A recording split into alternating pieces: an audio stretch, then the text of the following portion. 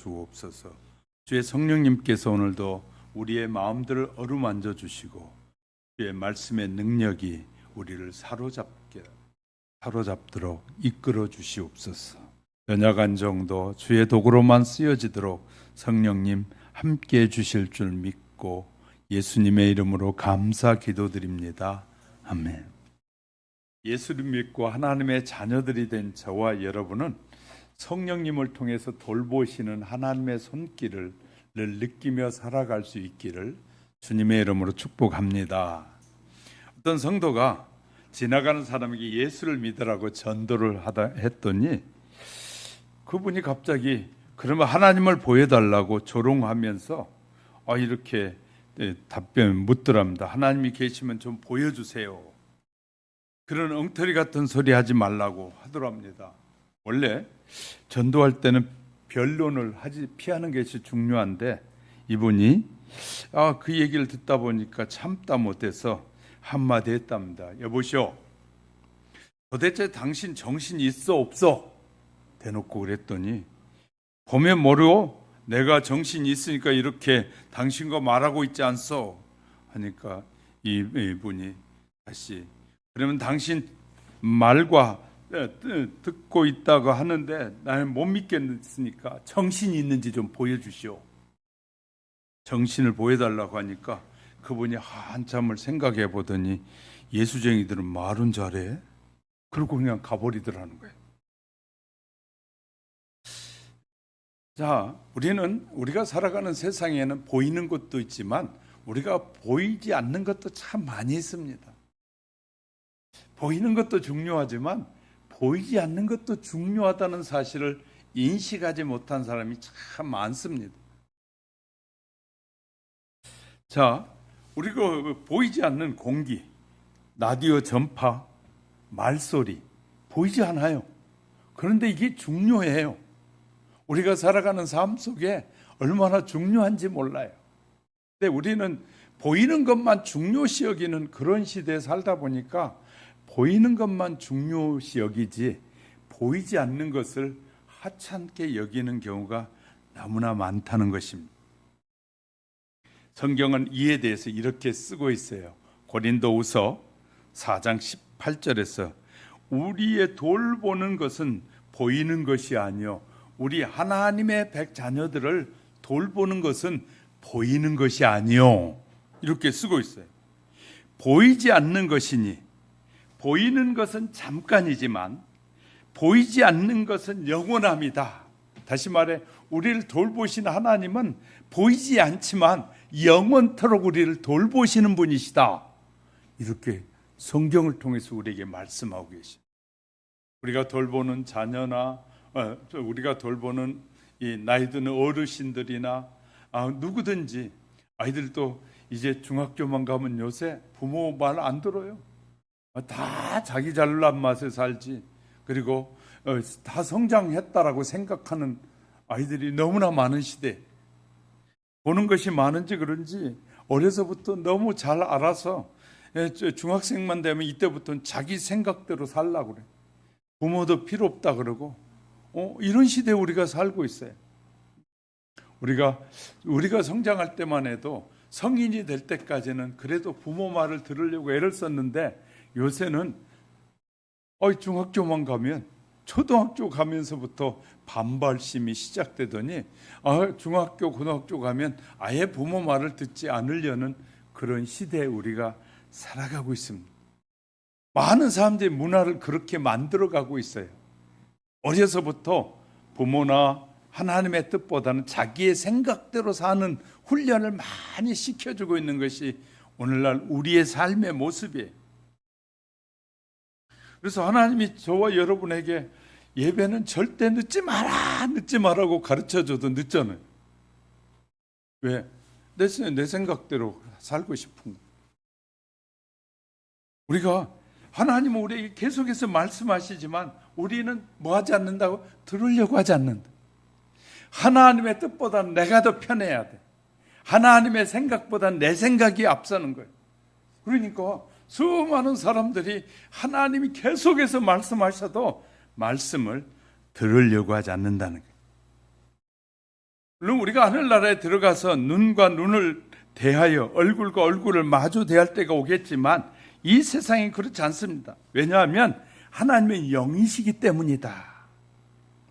온 우주에 충만해 계신 영이신 하나님, 하나님의 손길을 보라고 하니까 어떤 사람이 그렇다면 하나님이 정말로 우리 사람들이 가진 손이 있단 말입니까? 아니면 시적 표현입니까? 원시적 표현입니까? 라고 반문하기도 하더라는 거예요. 문자 그대로 하나님이 형상대로 창조되었다고 해서 우리처럼 손과 눈과 발을 가졌다는 뜻이 아니거든요. 그럼에도 불구하고 하나님을 잘못 이해하는 사람이 너무너무 많은 거죠. 본문은 예수님께서 예루살렘을 떠나서 한 2개월 동안 베리아 지방에 가서 전도하시다가 수전절이 되자 돌아오셨다라는 내용이 22절의 말씀입니다. 예루살렘에 수전절이 이르니 때는 겨울이라. 차가운 겨울이었어요. 예루살렘에서 지켜야 할 절기는 아니었으나 예수님은 예루살렘과 유대 지역을 마지막 전도 여행지로 계획했던 것으로 생각되어집니다. 팔레스틴 북방 수리아를 다스리던 안티오커스 에피파네스가 이 BC 175년에서 164년 동안 다스렸는데 그는 광신적인 히랍 문화에 도취되어 있었습니다. 그래서 자기가 다스리는 유대 사람들도 히랍 문화를 위해서 그냥 히랍 문화를 끌어서 그냥 다 히랍 문화로 만들려고 유대인의 말살 정책을 실시하기 시작합니다. 그 당시에 그는 예루살렘을 정복한 후에 이 BC 170년도 하나님께 예배뿐만 아니라 유대인의 종교생활 전반을 금지시켰어요. 율법책을 소유하거나 할례를 행하면 사형을 시켰다라고 합니다. 아들에게 할례를 받은 한 어머니는 그 아들의 목에 매달려 십자가 처형을 시켰다. 성전의 행랑은 공창을 만들어버렸고 번제단은 돼지를 잡아 주스 신에게 제사하도록 했다. 성전 뜰 안에 짐승들을 들어보내서 일부러 성전을 더럽게 만들어버렸다. 이를 참다 못한 유다 마카비와 그의 아들 형제들이 일어나서 이들을 물리쳤는데 BC 164년도였어요.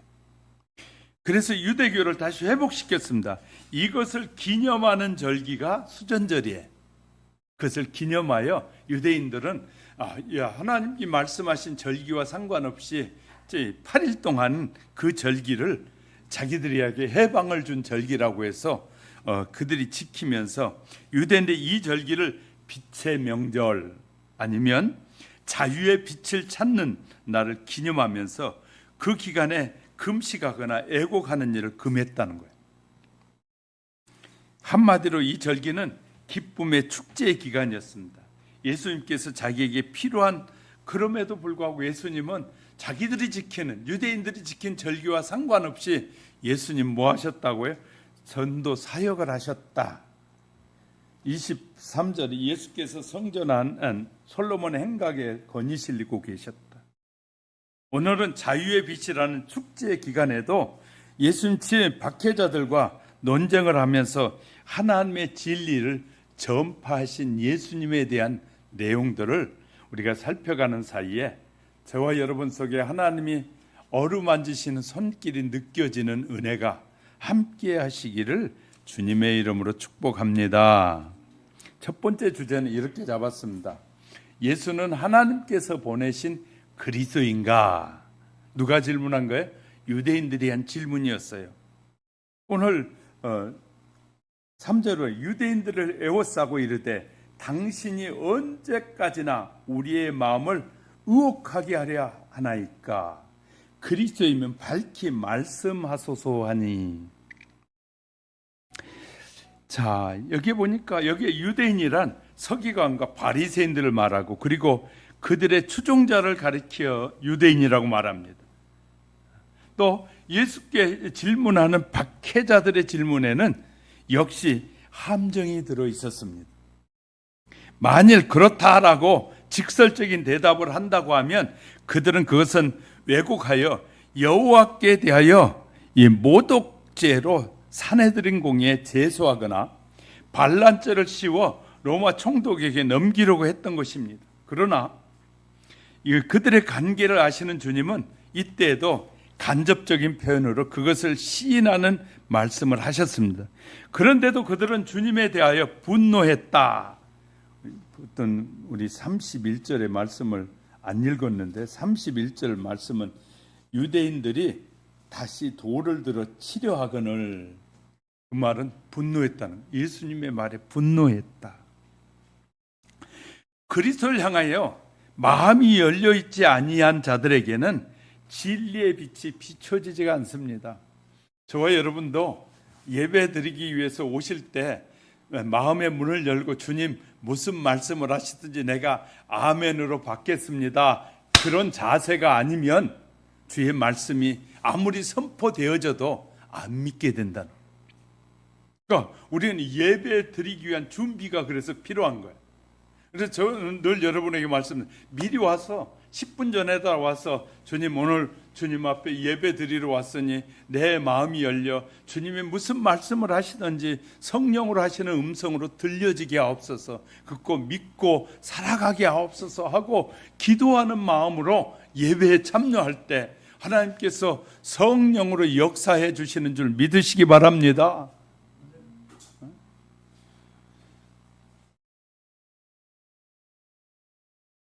우리 너무 안 보여서 눈이 튀어나왔는데 이제 왔어. 그러니까 보고 싶은 사람이 왔어요. 우리 감사해요. 여러분 보고 싶은 눈이 튀어나오는 거 아시죠?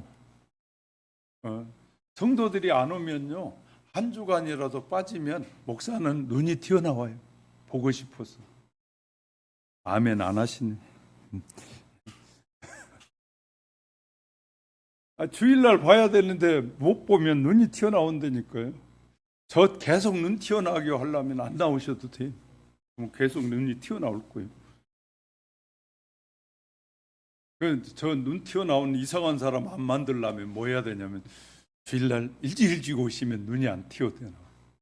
아멘? 네. 자, 당시에 박해하는 자들과 인간들의 영원한 질문은 뭐냐면, 예수여, 당신이 그리스도입니까? 당신이 누구입니까? 이것이 그 당시에 유대인들의 질문이었고 수많은 사람들의 질문이었어요. 여기 인간이 한 번씩은 하는 질문 중에 하나죠. 왜 그렇습니까? 인간은 누구나 구원을 갈망하고 있기 때문에 구원은 받고 싶은데 진짜인가 아닌가 궁금하다 그 말이에요. 진짜인 게 아닌지. 이 질문에 예수님께서 영광의 주로 재림하실 때까지 영원히 던져질 실존적인 질문입니다. 실존적인 질문.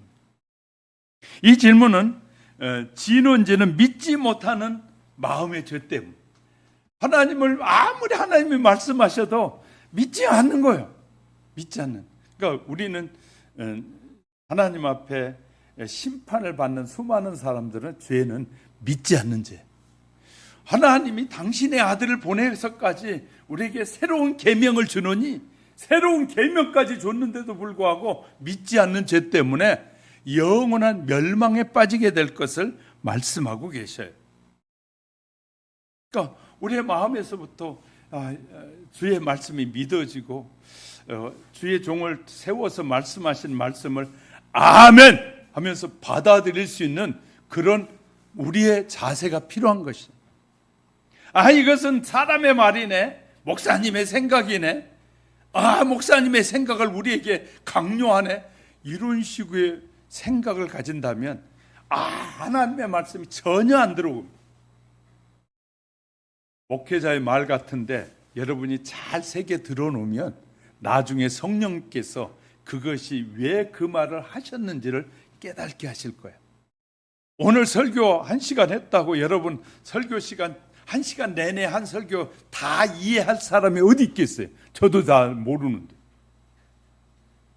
아니, 이 성경을 그렇게 부지런히 연구해도 저도 다 모르는데 여러분이 어떻게 알겠어요? 그런데 놀라운 것은 지금 설교 들었잖아요.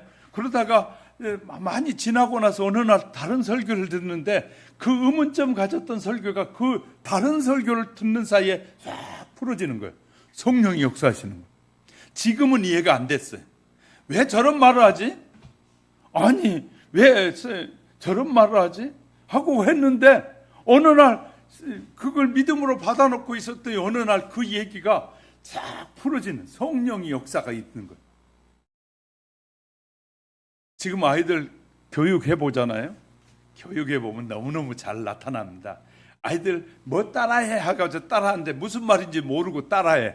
그런데 어느 날 나중에는 그 말이 무슨 뜻인지 아이들이 다 이해하기 시작합니다. 우리가 말씀을 하나님의 주의 종을 하나님이 세우셨으면 단단히 세웠을 때는 무슨 말을 하든지 그 말씀을 하나님의 말씀으로 받아야 돼. 그러면 뭐 하게 되냐면 성령 역사해. 그러니까 우리가 이런 사실들을 우리가 잘 알지 못할 때 일어난 문제들이 심각합니다.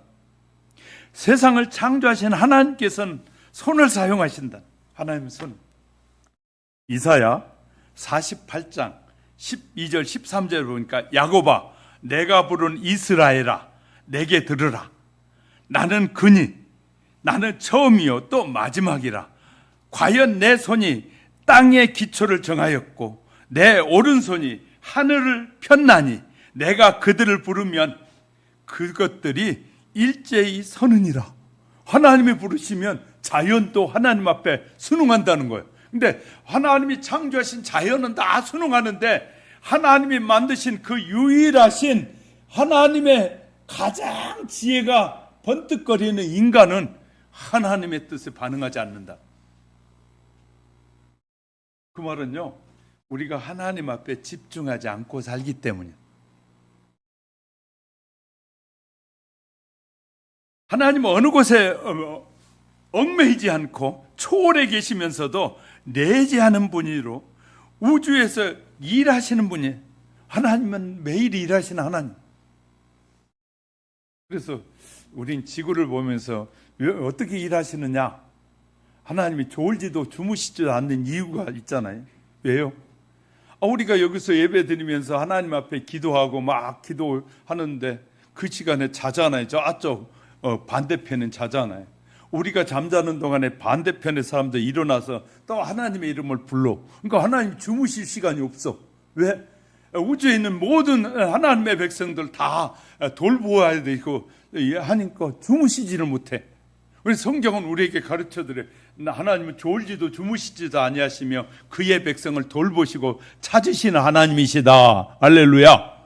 이렇게 말씀하셔요. 그러니까 하나님 계속해서 일하시는 하나님이시다.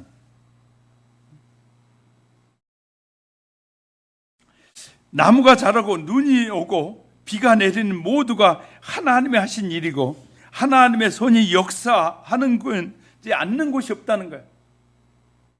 이 땅에 오신 예수님께서 하나님께서 하신 일을 통해서 예수님이 하나님이라는 사실을 기적과 이적을 통해서 수없이 말씀해 주셔요.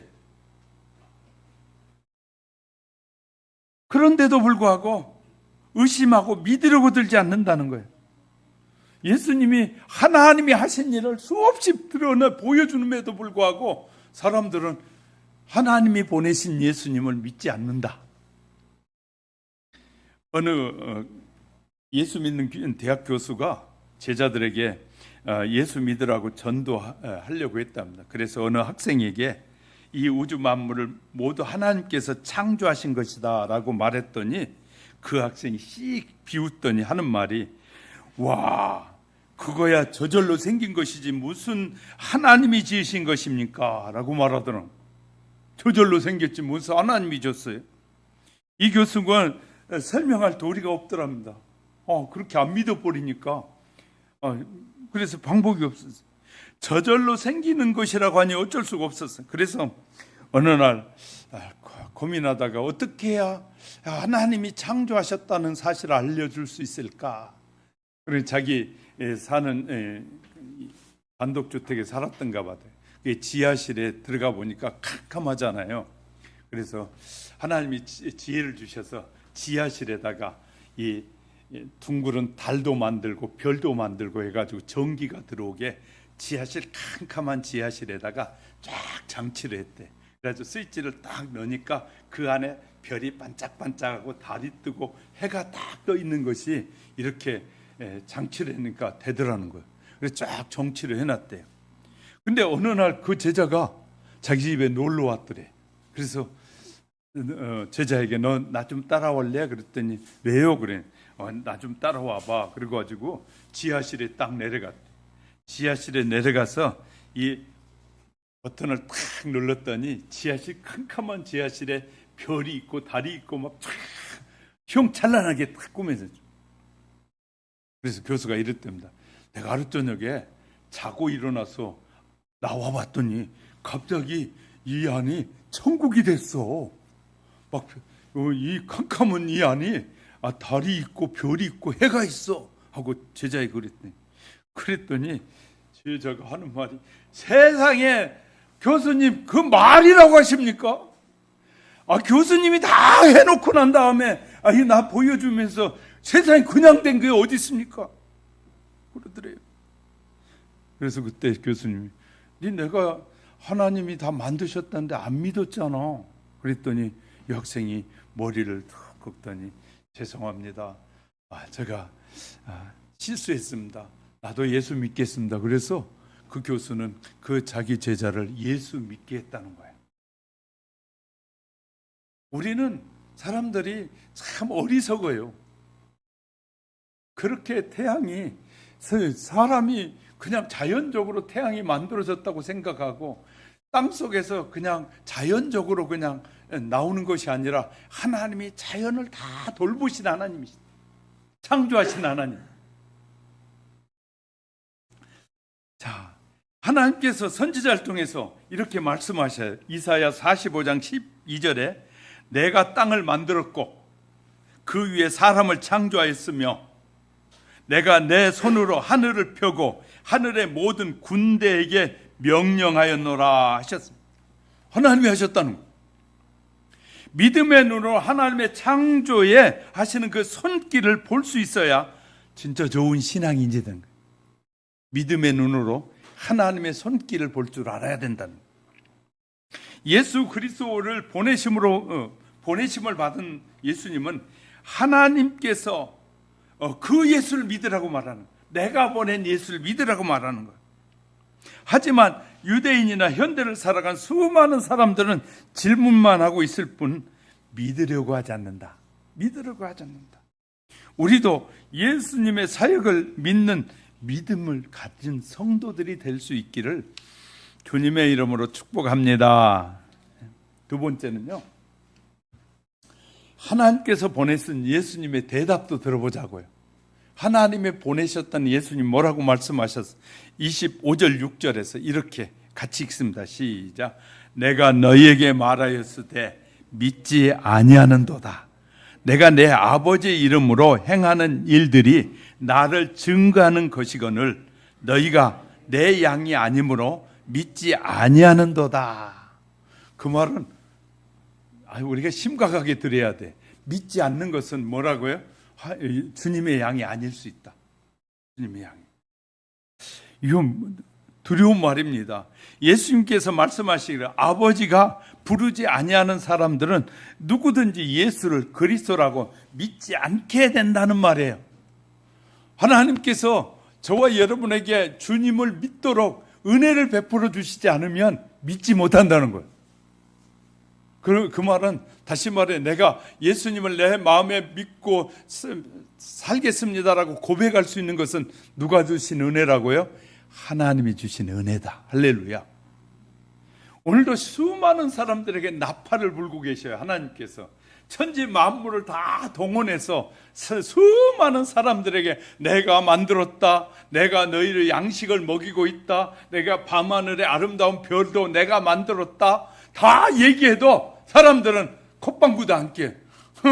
자연이 됐죠. 어떻게 하나님이 만들어. 하나님이 만드셨다고 우리에게 성경을 기록하여 수많은 선지자들에게 들려주시고 깨닫게 해주셔서 기록해서 우리에게 말씀하시는데도 불구하고 사람들은 믿으려고 하잖아요. 여러분의 자녀들이 여러분에게 태어난 사실을 알까요, 모를까요? 아이가 태어나면서 내가 엄마 뱃속에 있다가 나온지를 어떻게 알겠어요? 여러분은 어떻게 여러분의 뱃속에서 태어났다는 사실을 알려주기 위해서 어떻게 하고 있습니까? 희생하잖아요. 아이가 알지 못할 때, 먹지 못할 때, 막 아플 때 병원으로 뛰고, 먹지 못할 때 먹이고, 사랑으로 헌신하잖아요. 하나님은 우리를 당신이 창조한 창조물 중에서 가장 골치 아픈 것이 누구라고요? 저와 여러분이. 안 믿는 사람들은 그래서 심판하시겠다는 거예요. 왜? 하나님이 수도 없이 우리에게 은혜 주시고 수도 없이 우리를 축복해 주심에도 하나님의 축복이라고 말하잖아요. 내가 열심히 했으니까, 내가 수고했으니까 얻은 거지. 하나님이 뭐 하나님이죠.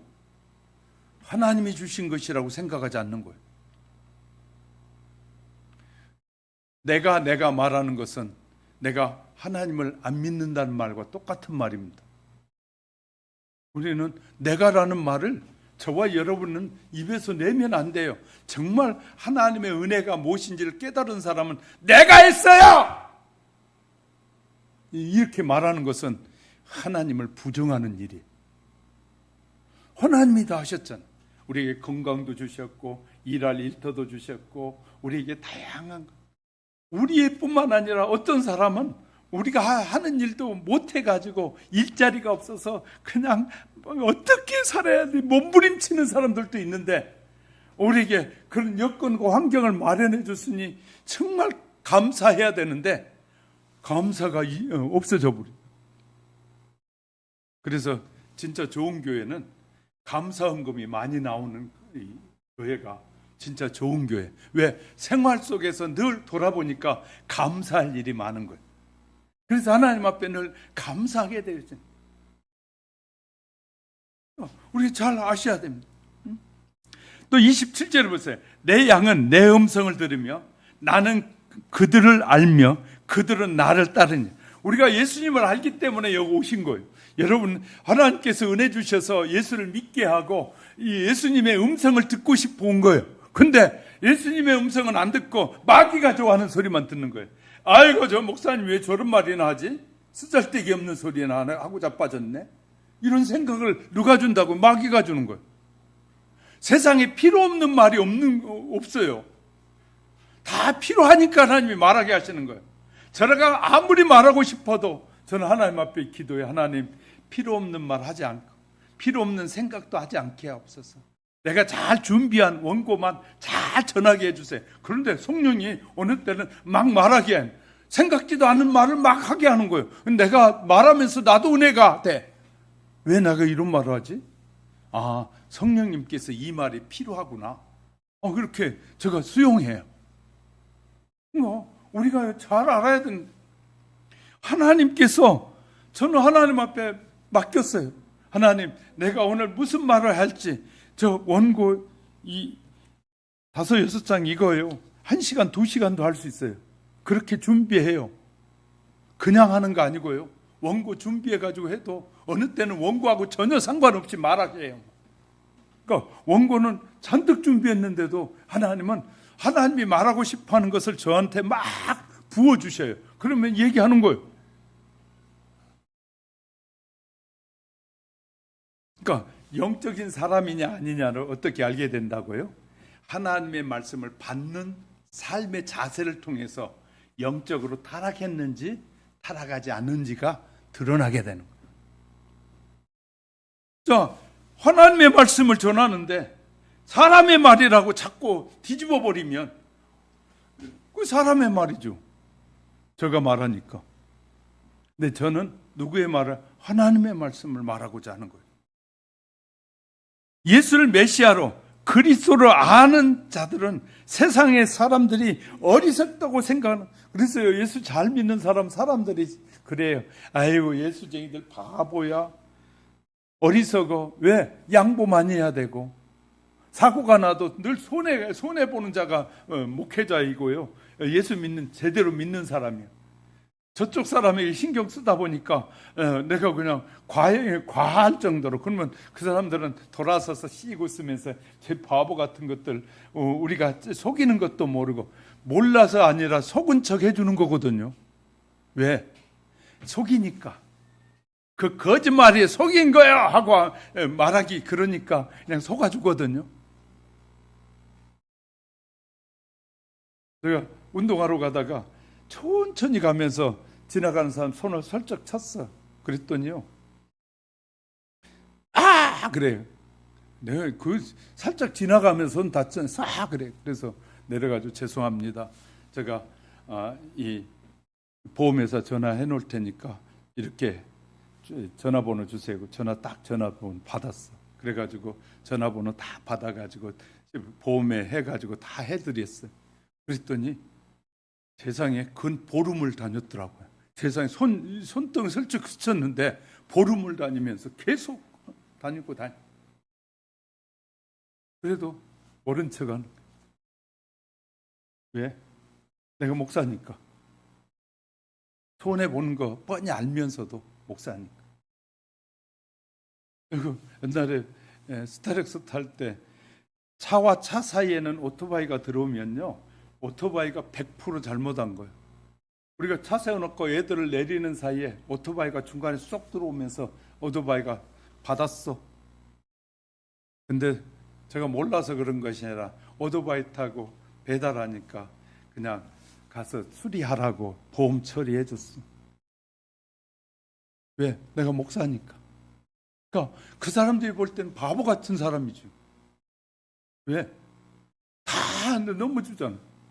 속고 막 이렇게 해주잖아요. 바보 같은. 그런데 성경은 뭐라고 하냐면 그것이 어리석은 일이 아니라는 거예요. 왜냐하면 하나님이 다 보고 계신다는 거예요.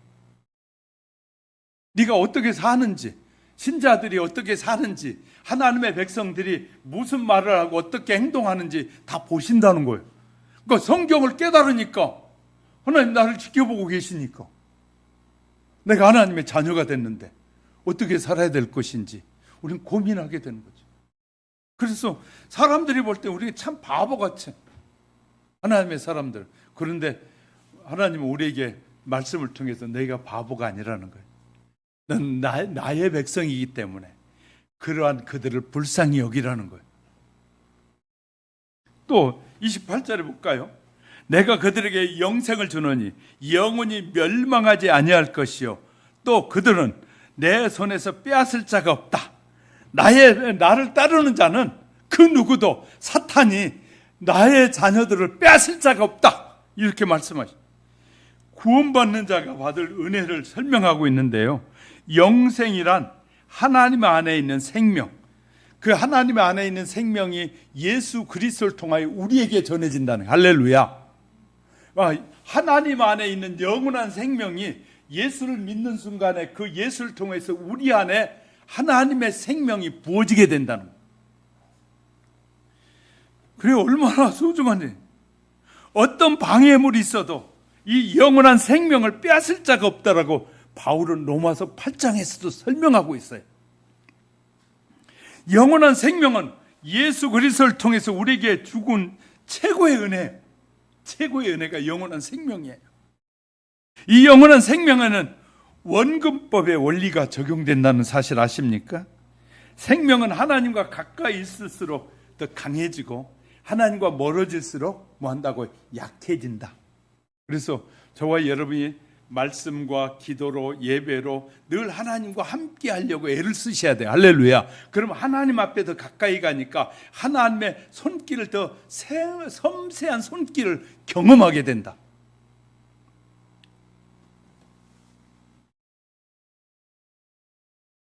우리 강 집사님 신방 갔는데, 집사님 제가 이렇게 사는 거는 꿈에도 생각하지 못한 일들이 벌어진 거예요.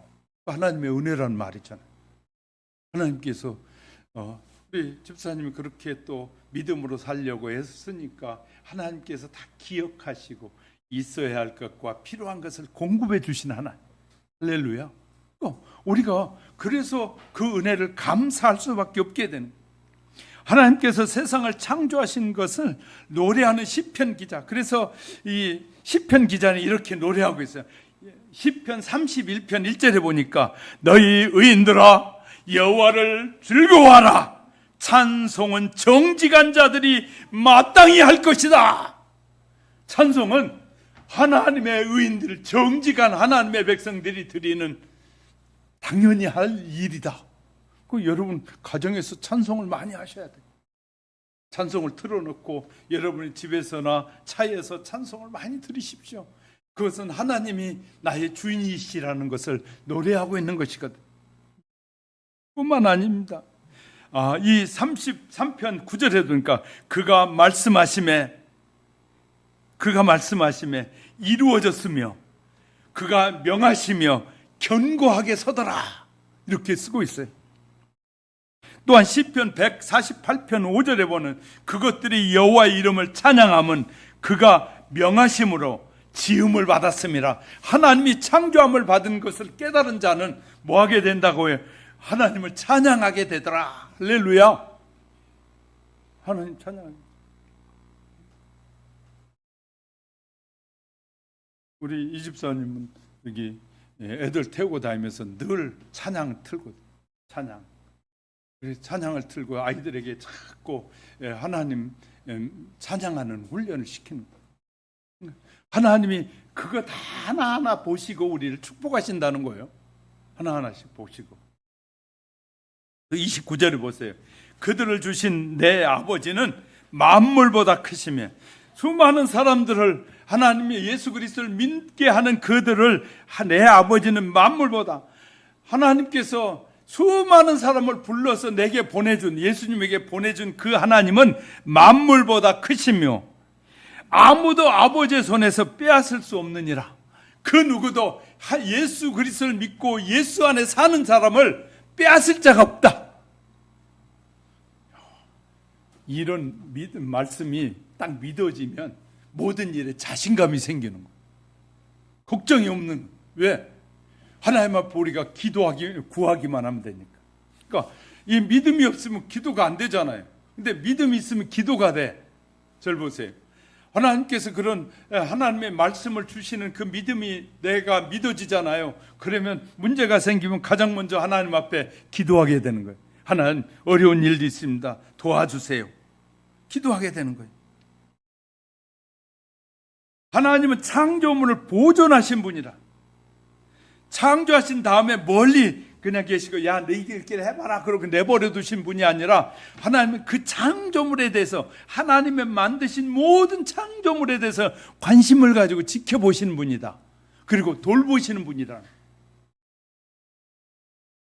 그러니까 우리가 자연을 통해서 너무 잘 알잖아요. 어느 해는 비가 너무 많이 와가지고 농작물이 다 썩어 문드러져 버리잖아요. 그러면 어떻게 됩니까? 그냥 물가가 막 올라가게 되고, 어떤 해는 또 비가 안 와가지고 너무 뜨거워. 그러면 그냥 모든 것이 뭐가 돼요? 열매가 안 맺어. 또 추워져도 문제가 돼. 근데 하나님은 적당한 때에 비도 내리시고 따뜻한 온기도 주셔서 모든 열매들이 잘 자라서 우리가 행복하게 먹게 만드신 하나님. 요새 얼마나 이 맛있는 과일들이 많습니까? 맛있는 과일들을 통해서 우리를 기쁘시게 하는데, 그거 먹으면서 즐거워하면서 감사하는 자는 별로 없다는 거예요. 다 하나님이 키워서 이렇게 먹게 하는데 감사하지 않는다는 거예요.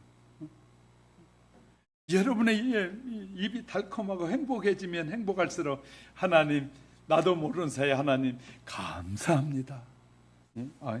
나만 감사하고 여러분은 아멘 안 하니까 나만 계속 감사하려고.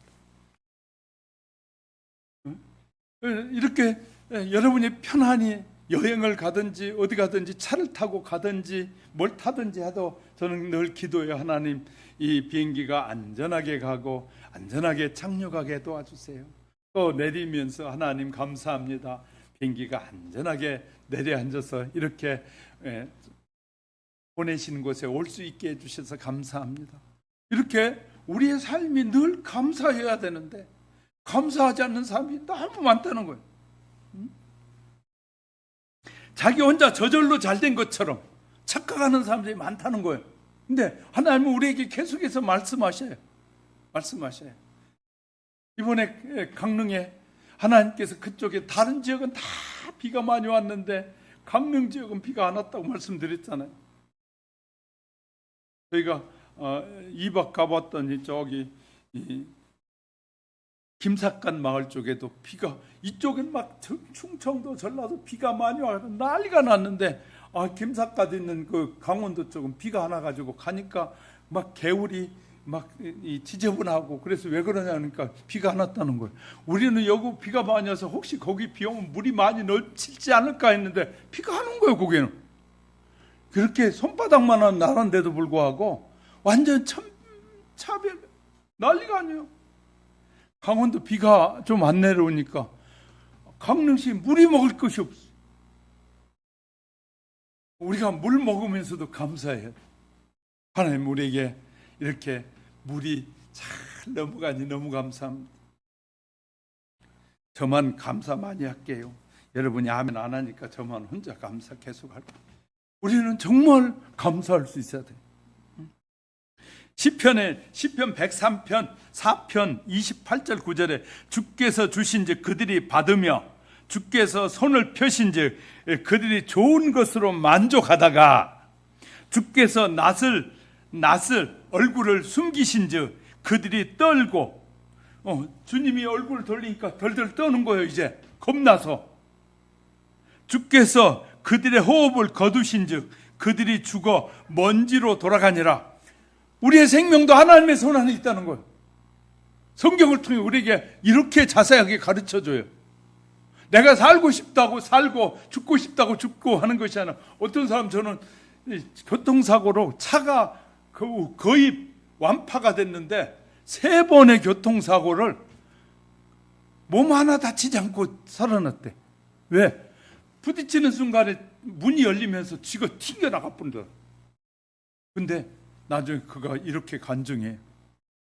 실은요, 저희 어머니가 교사님인데요, 제가 교회 안 나가도요 늘 기도해 주셔요.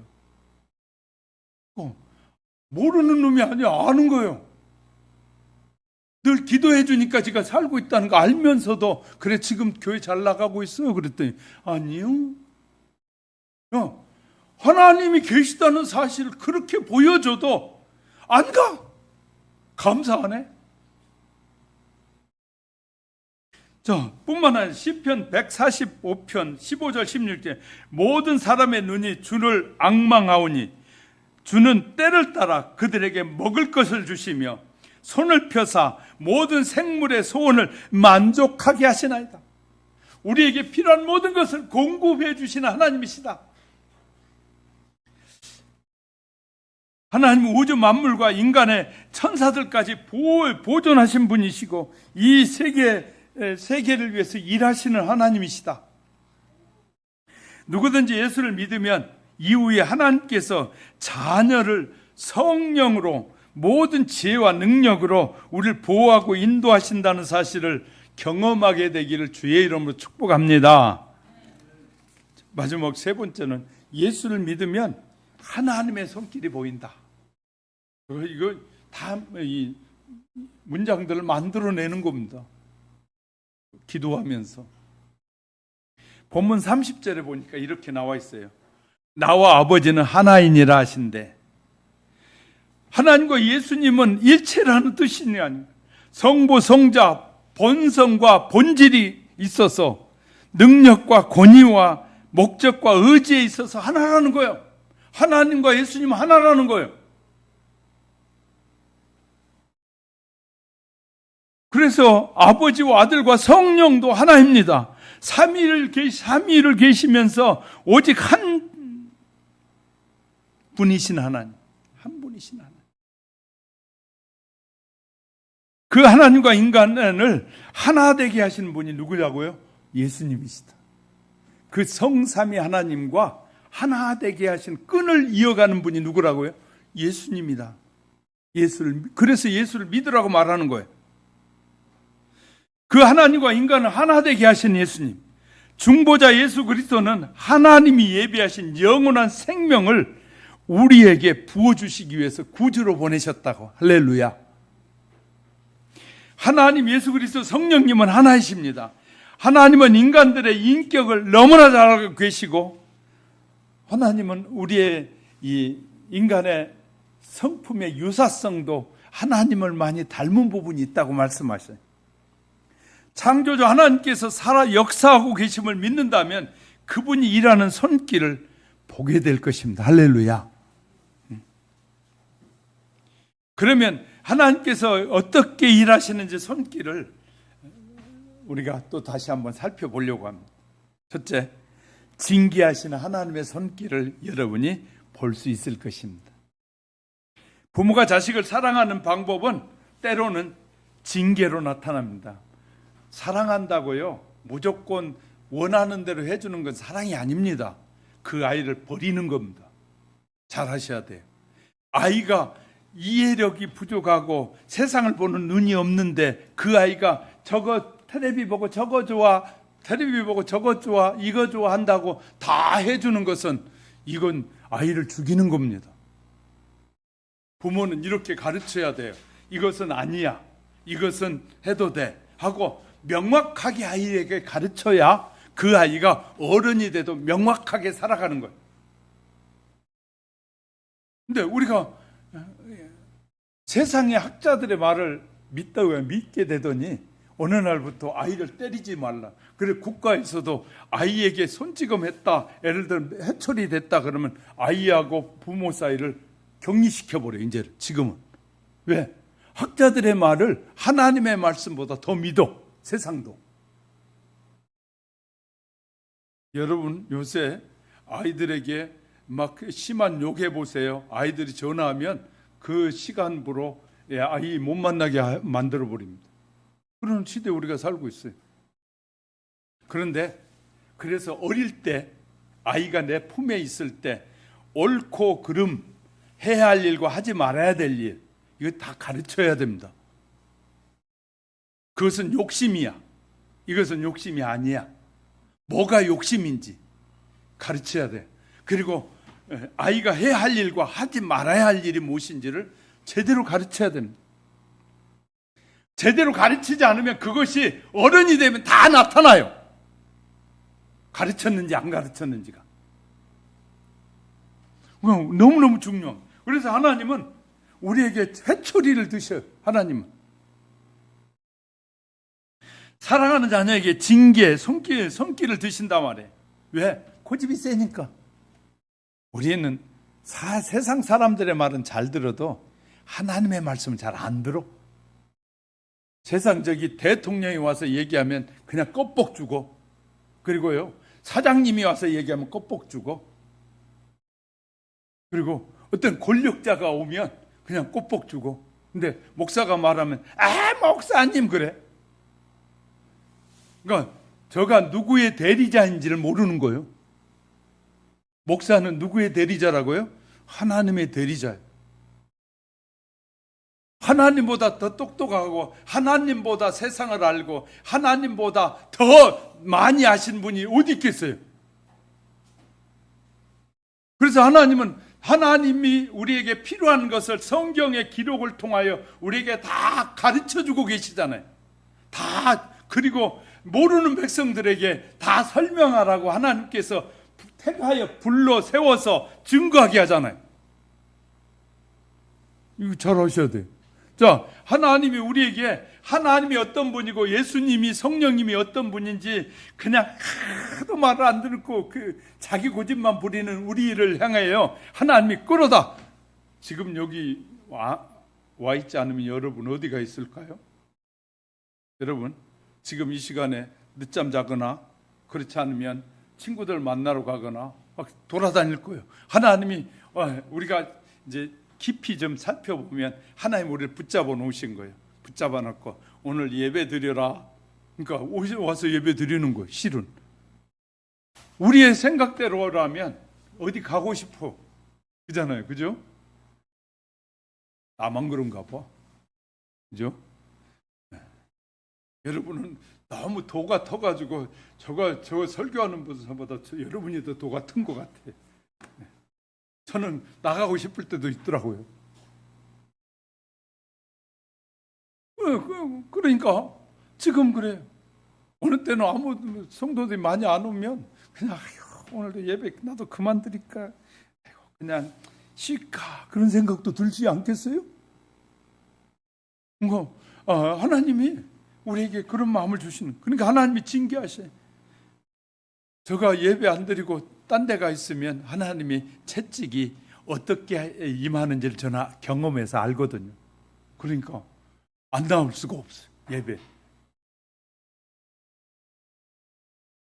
예를 들어 조금 비하에 설명하면, 어제 집에서 막 싸웠어도 오늘 안 나올 수가 없어.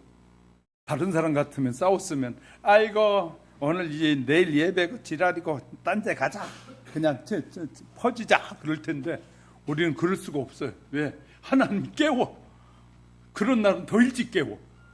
그리고 막 긴장시켜 저를. 여러분, 저도요 고집도 있고 막 그러거든요. 근데 하나님이 그 고집을 다 꺾게 하시는 거예요. 그리고 하나님의 뜻에 순응하도록 저를 훈련하셔요. 정말 놀라운 거예요. 하나님의 징계의 손길. 네, 여러분이 잘 아는 다윗이 범죄한 대가로, 범죄했으니까 아들이 압살롬이 반역을 했어요. 반역을 해가지고 그냥 얼마나 급했든지 사무엘 하 16장에 가보면 얼마나 급했든지 창문으로 도망갔어. 다윗 왕이 신발도 못 신고 그렇게 도망을 갔어. 막 이 압살롬이라는 이 아들이 자기가 왕으로 막 아버지를 죽이겠다고 막 말을 타고 쫓아오니까 창문으로 도망가가지고 신발도 안 신고 도망가는데, 그때 시므이라는 사람이 언덕에 피해 간데 언덕 위에서 시므이가 사울을 괴롭히는 사울의 피를 흘린 다윗이여 저주가 임할지어다 막 그러는 거예요. 다윗 왕이 옆에 장군이 왕이여 가서 당장 목을 칠까요? 그랬더니 이렇게 다윗이 설명해요. 죽이지 마라. 하나님이 내가 잘못한 거에 대해서 깨달으라고 저를 통해서 나를 비웃지 않느냐. 그런데 내가 이 비웃음을 회개하고 돌아올 때 그가 내 앞에 와서 무릎을 꿇고 사죄하리라. 그런데 놀라운 것이 다윗이 피난처에 도망가가지고 그곳에 하나님 앞에 용서해달라고 기도를 해. 하나님 앞에 용서를 빌어. 그러니까 하나님이 다윗을 회복시켜. 압살롬이 다 무너져 버려. 그리고 다시 회복에 돌아가. 그러니까 시므이가 그때 쫓아와가지고 왕 앞에 무릎을 꿇고 왕이여 용서해 주옵소서. 하나님이 어떤 분이신가 우리에게 가르쳐 주신, 징계하신. 여러분, 우리의 삶의 사업에나 이런 여러 가지 문제가 생길 때는 하나님이 왜 이런 일을 허락하시는지에 대해서 기도해 볼 필요가 있습니다. 두 번째, 하나님 보호하시는 하나님의 손길을 우리는 경험할 수 있게 될 것입니다. 하나님의 연단하는 손길, 징계하는 뿐만 아니라 우리를 보호하시는데도 하나님이 쓰셔요. 자, 하나님은요 시편 12절 14절에 보니까 여호와여 일어나옵소서, 하나님의 손을 두옵소서, 가난한 자를 잊지 마옵소서. 어찌하여 악인이 하나님을 멸시하며 그 마음에 이르기를 주는 감찰하지 아니하리라 하나이까. 사람들이 왜 하나님이 계시다면 어떻게 저 정도지 하고 막 함부로 말하게 하시나이까. 왜 우리를 쳐다도 보고 않는다고 말하십니까? 그런데 그때 뭐라고 말하신지 아십니까? 하나님께서 이렇게 말씀하셔요. 주께서 보셨나이다. 재앙과 원한을 감찰하시고 주의 손으로 갚으시오니 의로운 자가 주를 의지하나이다. 주는 벌써부터 고아를 도우시는 분이십니다. 하나님은 다 지키시고 돌보시는. 우리나라에 또 유명한 교회 중에 한 분이 있다면 영락교회 아니겠어요? 그러니까 이북에서 넘어와서 피난민들끼리 모여서 세워진 교회가 영락교회거든요. 강경빈 목사님이 목회하는데 어느 날 당의 장로들하고 문제가 생겼던가 봐요.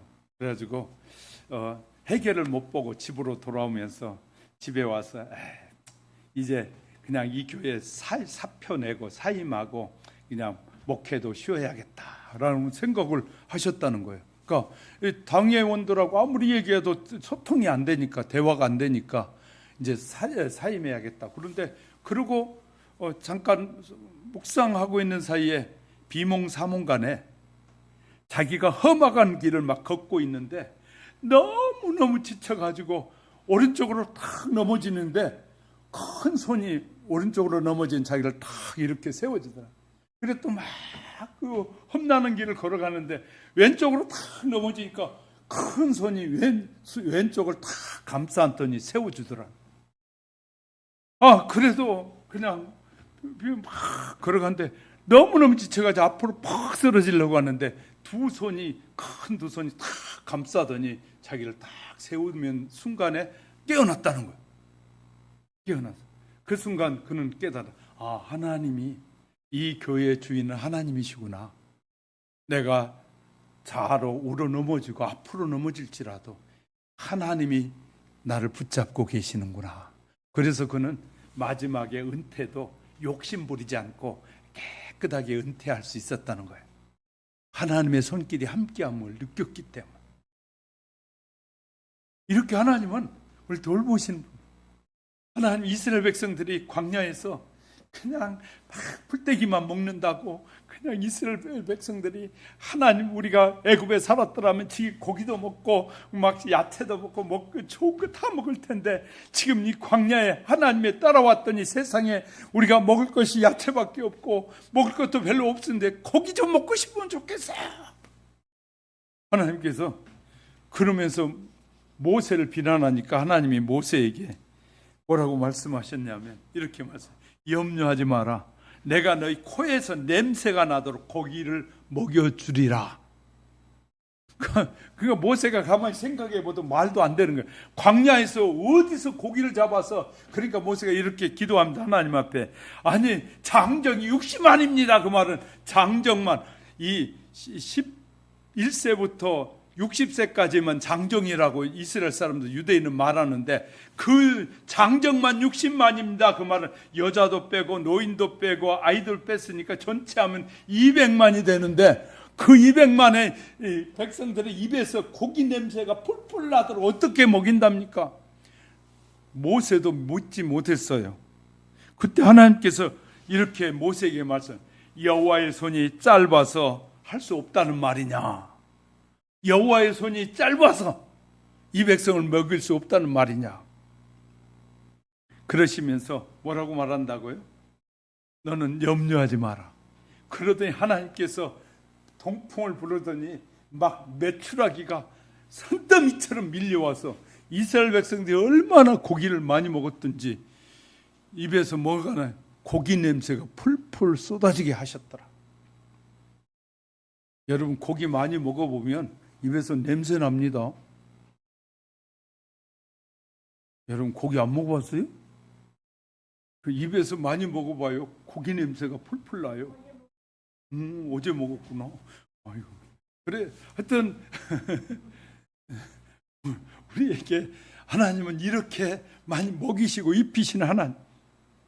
뿐만 아니라 이사야 선지자를 통해서 이렇게 말씀합니다. 이사야 49장 15절 20절. 여인이 어찌 그 젖 먹는 자식을 잊겠으며 자기 태에서 난 아들을 긍휼히 여기지 않겠느냐. 하나님이 여인이 아들을 소중히 여긴 것처럼 내가 만든, 나를, 예수님을 통해서 나를 믿는 그 자녀들을 내가 긍휼히 여기지 않겠느냐. 다시 말해 먹이고 입히지 않겠느냐 그 말이에요. 근데 그 사실, 예수를 제대로 믿으라는 거예요. 우리가 예수를 제대로 믿지 않기 때문에 하나님의 돌보시는 손길을 경험하지 못하는 거예요. 입으로만 믿습니다가 아니라 마음으로 정말 주님을 내가 믿습니다. 주님 역사해 주세요 하고 그 믿음의 기도, 믿음의 삶이 우리를 붙들고 계신 줄 믿으시기 바랍니다. 정리할게요. 예수님께서는 저와 여러분 이렇게 말씀하셨어요. 본문 27절에서 29절 한번 읽고 마무리합니다. 같이 읽습니다. 시작. 내 양은 내 음성을 들으며 나는 그들을 알며 그들은 나를 따르느니라.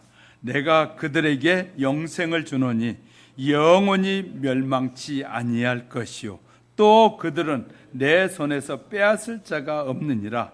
그들을 주신 내 아버지는 만유보다 크심에 아무도 아버지 손에서 빼앗을 수 없느니라.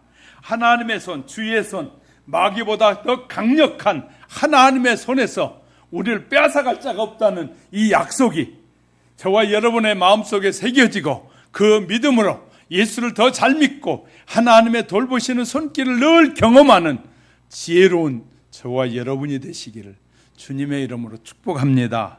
축복합니다. 눈을 감으시고요. 한번 여러분은 예수님을 어떻게 믿고 있습니까? 정말 여러분의 구주로, 여러분을 구원할 구원자로 믿습니까? 하나님께서 예수님을 믿는 자는 하나님의 손길을 경험하게 할 것입니다. 예수 이름으로 기도하고 예수 이름으로 찬양하고 예수 이름으로 여러분의 삶의 모든 양보할 때, 또 이웃을 섬길 때 하나님이 여러분에게 큰 은혜를 주신다고 약속하고 계십니다. 예수 이름의 승리가 내 승리가 되게 해달라고 잠시 여러분의 입으로 잠시 고백 드리시기 바랍니다.